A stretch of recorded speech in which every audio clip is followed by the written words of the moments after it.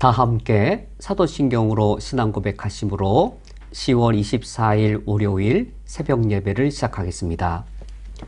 전능하사 천지를 만드신 하나님 아버지를 내가 믿사오며 그 외아들 우리 주 예수 그리스도를 믿사오니 이는 성령으로 잉태하사 동정녀 마리아에게 나시고 본디오 빌라도에게 고난을 받으사 십자가에 못 박혀 죽으시고 장사한 지 사흘 만에 죽은 자 가운데에서 다시 살아나시며 하늘에 오르사 전능하신 하나님 우편에 앉아 계시다가 저리로서 산자와 죽은 자를 심판하러 오시리라. 성령을 믿사오며 거룩한 공회와 성도가 서로 교통하는 것과 죄를 사하여 주시는 것과 몸이 다시 사는 것과 영원히 사는 것을 믿사옵나이다. 아멘. 하나님 아버지시여, 성령께서 내 영에 임하여 주시어 나를 다스려 주옵소서. 그리하여 나의 욕망을 따라 사는 삶이 아니요 오늘 성령 하나님의 인도하심을 따라 사는 삶이 되도록 나를 도와 주옵소서. 예수 그리스도의 이름으로 기도합니다. 아멘. 오늘 성경 말씀은 신약 성경 갈라디아서 5장 2절부터 4절까지의 말씀입니다. 오늘 성경 말씀을 제가 봉독해 드리겠습니다.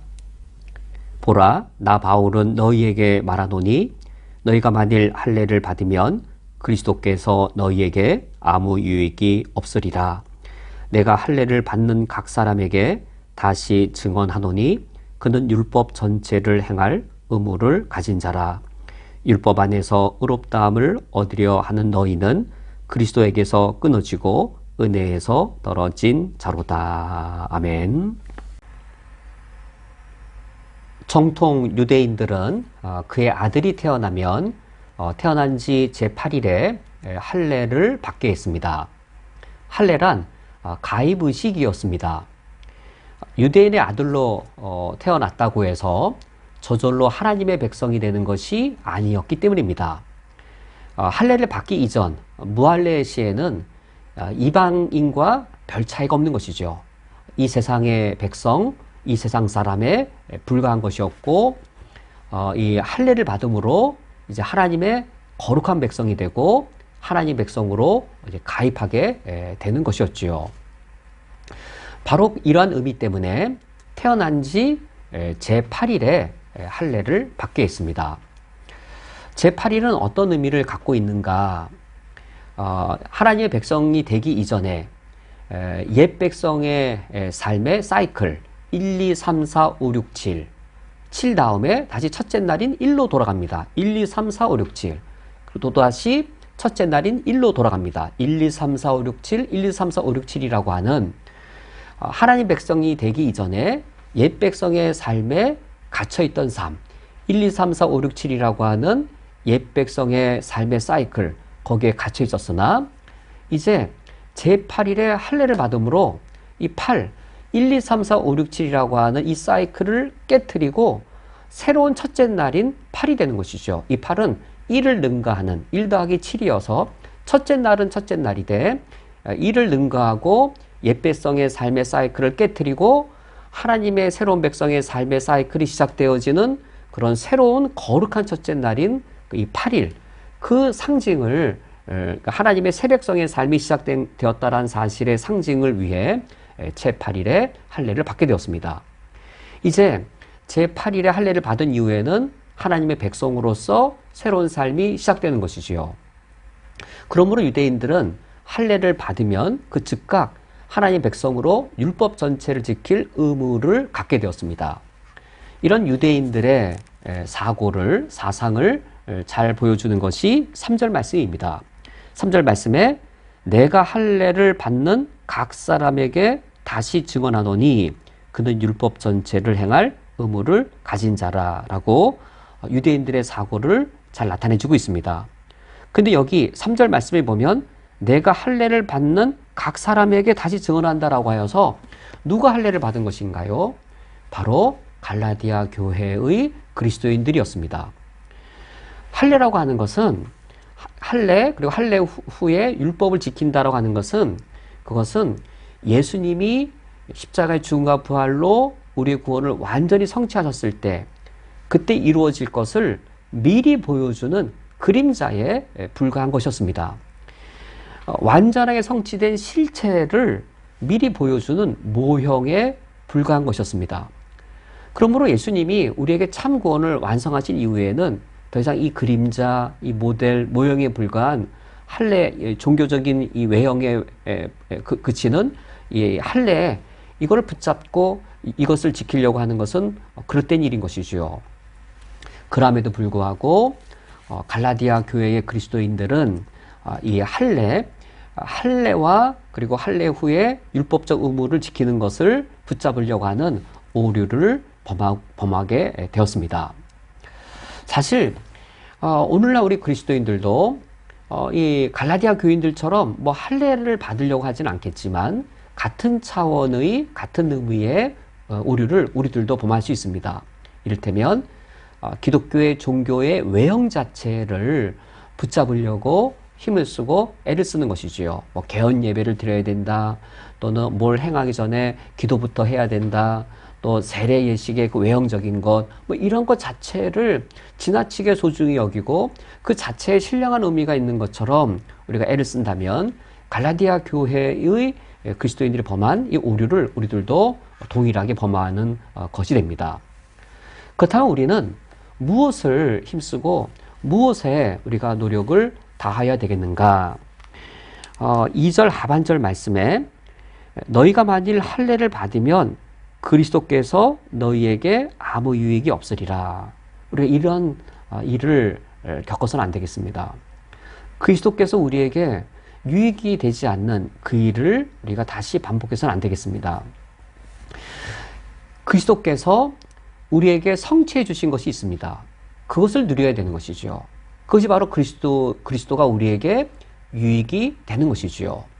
예수님의 십자가의 죽음과 부활로 예수님께서 성취해 주신 것, 우리가 그것을 누려야 될 터인데 그것은 모형과 그림자에 불과한 종교의 외형을 붙잡는 것이 아니라 예수님께서 십자가의 죽음과 부활로 성취해 주신 것을 우리가 지키려 하는 겁니다.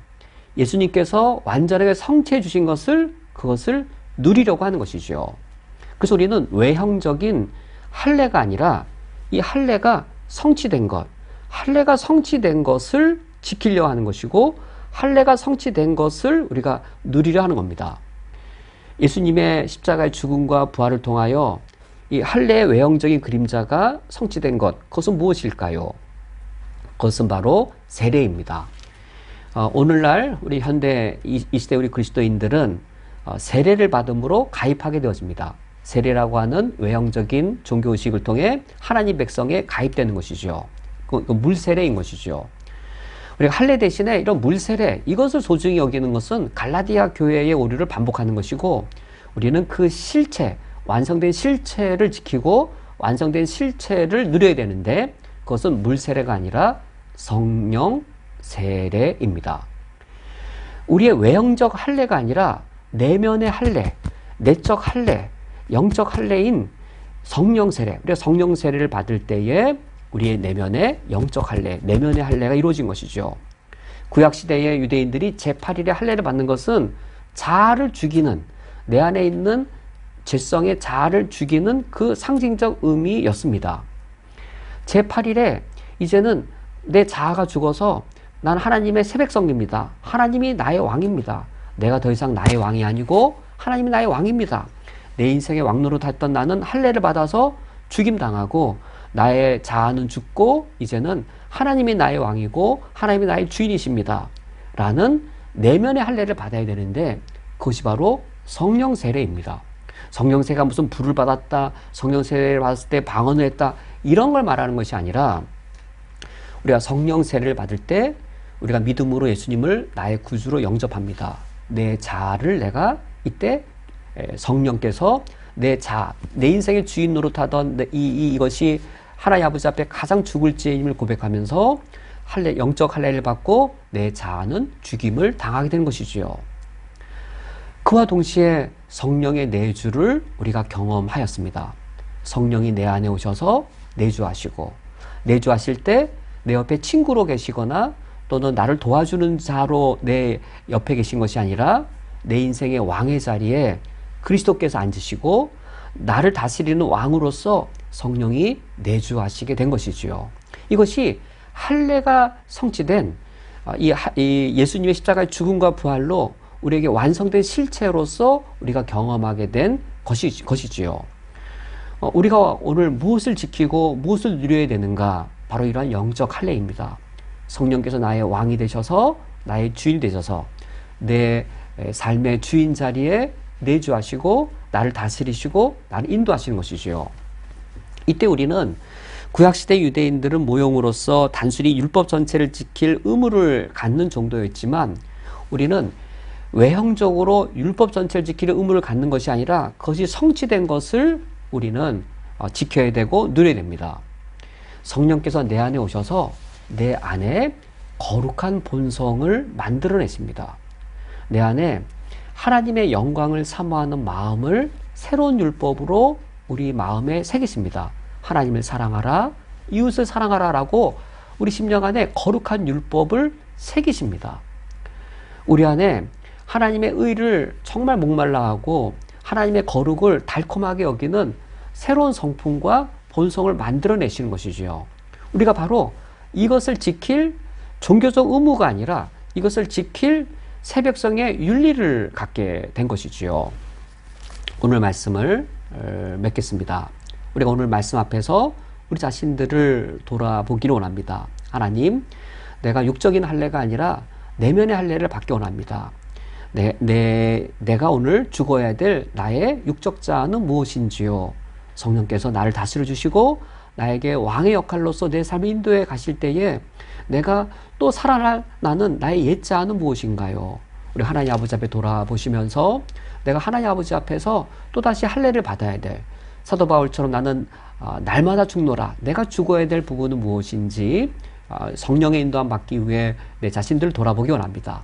뿐만 아니라 우리 내면 안에 성령께서 새로운 본성, 새로운 욕망, 거룩한 욕구를 주셔서 우리가 우리 내면에 새겨진 하나님의 율법을 지켜야 되는데 하나님, 내가 오늘 하나님의 백성으로서 어떤 하나님의 뜻을 행하며 살아가야 합니까? 라고 내가 오늘 행할 하나님의 뜻, 하나님의 법이 무엇인지를 주님 앞에 묵상하시면서 오늘 하루를 살아가시기를 주님의 이름으로 축원드립니다. 함께 기도하겠습니다. 하나님 아버지여, 내가 오늘 성령의 인도하심대로 영적 할례를 받으며 거룩한 백성의 삶을 살게 주옵소서. 예수님의 이름으로 기도합니다. 아멘. 다 함께 주기도로 오늘 예배를 폐하겠습니다. 하늘에 계신 우리 아버지여, 이름이 거룩히 여김을 받으시오며 나라가 임하시오며 뜻이 하늘에서 이루어진 것 같이 땅에서도 이루어지이다. 오늘 우리에게 일용할 양식을 주시옵고 우리가 우리에게 죄 지은 자를 사하여 준 것 같이 우리 죄를 사하여 주시옵고 우리를 시험에 들게 하지 마시옵고 다만 악에서 구하시옵소서. 나라와 권세와 영광이 아버지께 영원히 쌓옵나이다. 아멘.